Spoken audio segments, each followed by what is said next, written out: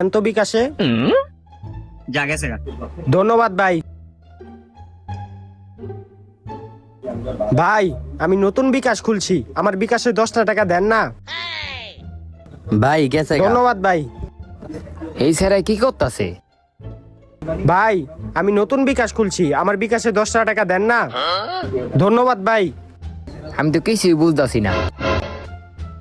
ভাই আমি নতুন বিকাশ খুলছি, আমার বিকাশে 10টা টাকা দেন না?